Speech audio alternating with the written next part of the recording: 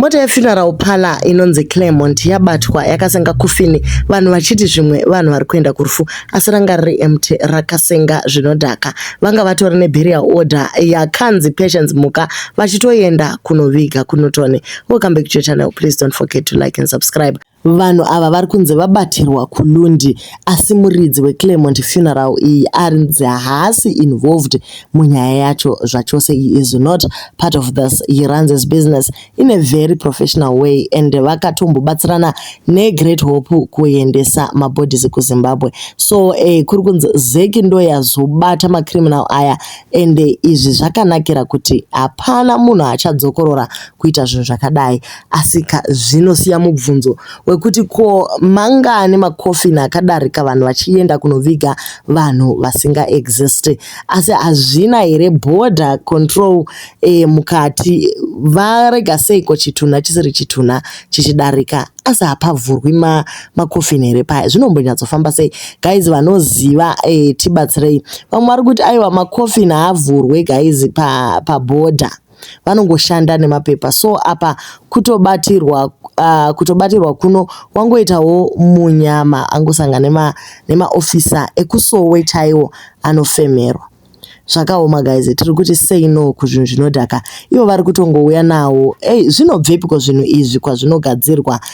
Iwo mushonga uyu mushonga wechikosoro, asi kuti unozosvika sei pakubva wazara mustreet kuti vanhu vasvike pakubatwa nezvinodhaka zvakadai izvi hatizivi guys. If it's South Africa hakuna bani, because you know even maskola chaiwo vanotobhema vakapfeka mauniform. Anonwa hwawa akapfeka uniform kutora zvinodhaka South Africa zvemutoupi chaizvo haizi crime, so they will not ban. But that's why kuborder kune declaration, kune zvinobvumirwa kuna zvinobvumirwa kubuda nazvo nezvisingabvumirwe. But iko zvino munhu wese anogona kungopindwa muhomwe, saka zvakutotyisa guys. So vanhu ava vabatwa vaitwa example zvachose, vaiswa mujere for a very long time nekuti vari kuurayisa vana.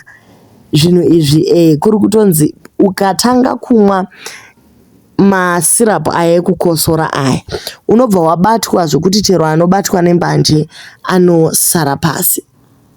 Vanhu ngavarege kungosunga vanhu vasina mhosva kumajeri uku. Ava vabatwa ava ngavasungwe vaende for a very long time nekuti malives mangani avanenge vachithreatena nekuita zvinhu zvakadai. Kungoti pane asina kupiwa ration yake chete apa nenguva yakabvumirana akabva atengesa base, otherwise haisi first time yavo kuita zvinhu zvakadai izvi. Zvoreva kuti pane mabig names, because mukatarisa bechi iyo ibechi hombe chaizvo. Saka mofunga kuti ndopa vacharasa here staff iro.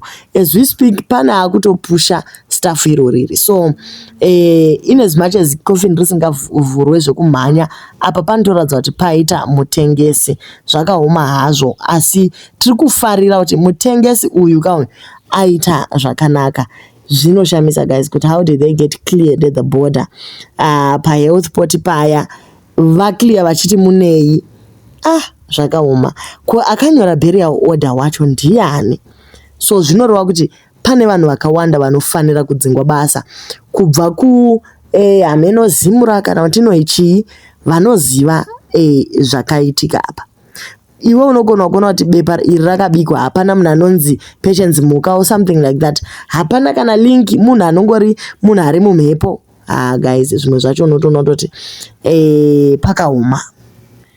But anyway, do leave your comments muchitaura kuti muri kufungei nenhau iyi, vanhu voitwa sei kwavo.